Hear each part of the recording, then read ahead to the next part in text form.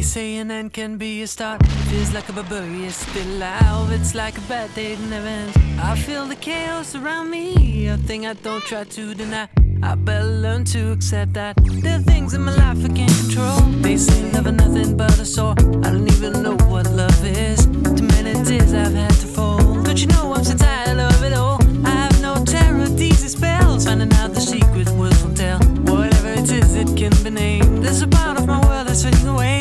You know I don't want to be clever, to be being or superior. True like ice, true like fire. Now I know that a breeze coming me away. Now I know there's much more dignity in defeat than a brother's victory. I'm losing my balance on the tightrope. Tell me please, tell me please, tell me please, tell me please, tell me please, tell me please.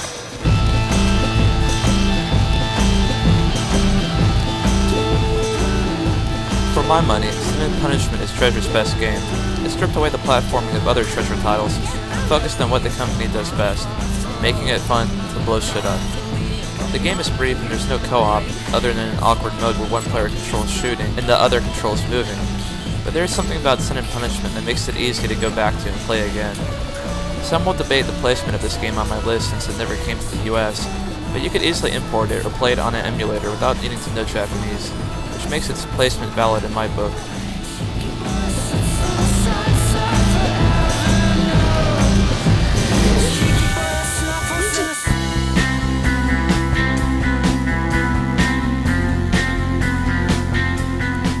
While The Sims has grown exponentially in popularity and scope over the years, it was the original that captured my interest the most.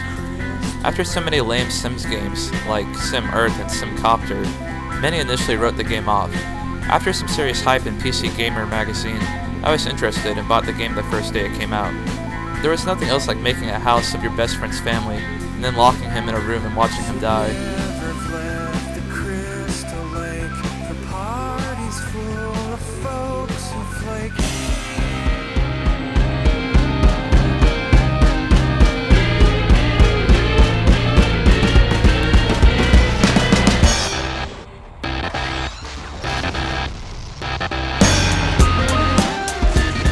Bashed for being a Half-Life mod sold at retail, Gunman Chronicles was never fairly evaluated by the gaming press. Shooters have always had their clones to complement them. Wolfenstein 3D had Blakestone, Doom had Heretic, and Duke Nukem 3D had Shadow Warrior. Gunman Chronicles displays a polish and inventiveness you wouldn't expect, but also is complemented with the frantic fun pace that Half-Life largely lacked, as that game chased for more of a horror atmosphere. Gunman Chronicles is really just Half-Life with all the slow parts cut out and with the action ramped up. Because of this, I find it much easier to return to this game over Half-Life. This is a uniformly great shooter that I would easily put in the Hall of Fame, even if it arrived hot on the heels of another game.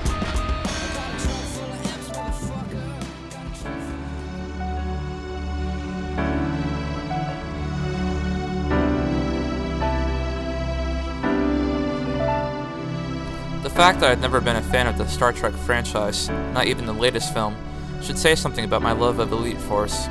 Not that this isn't a game for fans, because it is. I mean, that's a large reason why this game is so great. It completely immerses you in being part of the Star Trek crew, jumping from planet to planet as you fight the Borg yet again.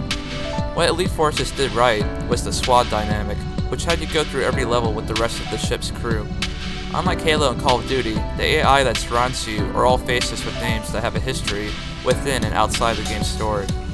This makes Elite Force much more intimate and exciting since you're fighting with characters you know. It's really interesting in that respect. Not to mention that Raven always makes excellent first-person shooters, and Elite Force doesn't break that trend.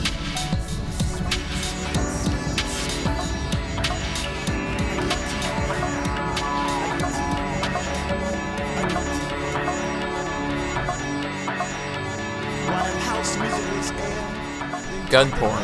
Every guy needs it. So I'm moving Die Hard isn't art, but damn if that isn't going to stop us action fans from endlessly talking about them as if they are. We keep our Imagine Leon the Professional versus Tequila battles to ourselves though. With Action Half-Life, the sequel to Action Quake, we no longer needed to keep these to ourselves, as we could live out these absurd fantasies together.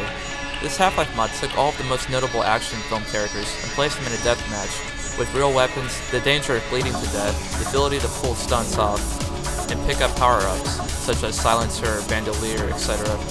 The game lacked the polish of a retail product, but the core mechanics, excellent level design, and subtle humor made this a classic I could still happily return to.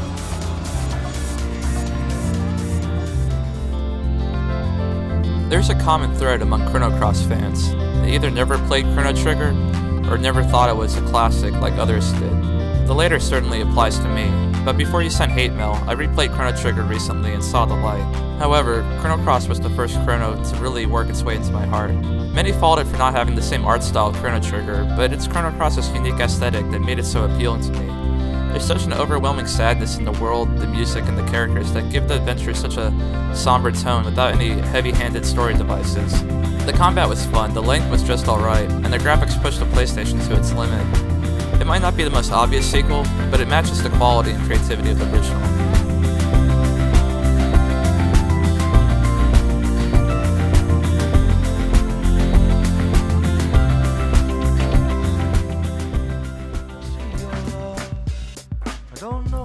Along with Deus Ex, this was another shining example of how far ahead PC games were to console games in 2000. Much like Metal Gear Solid, the world and the story were so strong that I could bypass my hate of stealth gameplay and enjoy it. The quirky characters, the laugh-out-loud lines, and the intense action scenes still bear no contemporaries. The world was like nothing else, as it had the Austin Powers, colors, and quirkiness with the scope and elegance of a James Bond film. It's one of the few games I can play now and enjoy almost as much as I did then. So many great moments to experience again, and you'll always have something great to look forward to on the way.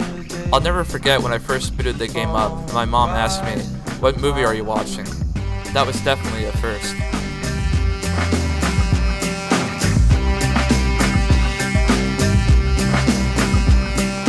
Hey, not me, picking on your own reality. Hey, not me, picking on your own reality. Hey.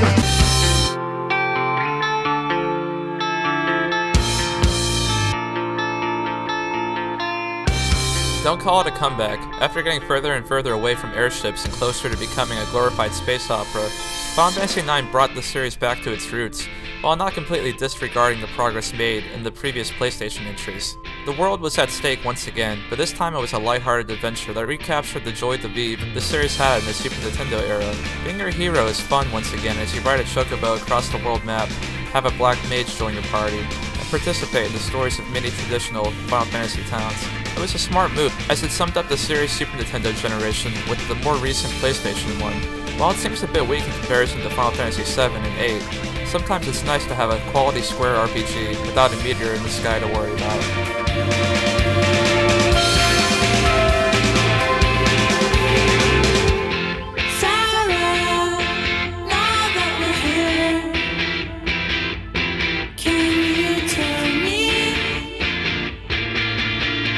Exactly how I should have done.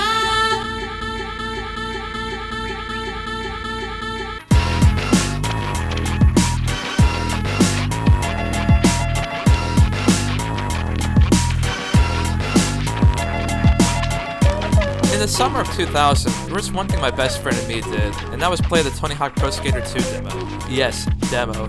One stage, 3 songs, and 2 characters was all we really needed to last us uncountable hours in my bedroom.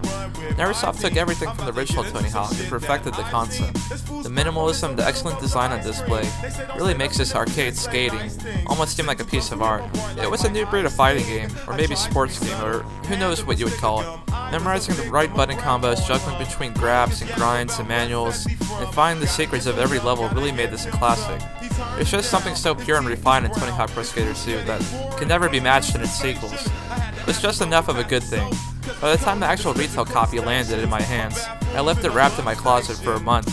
I was just too afraid of where this addiction would lead me.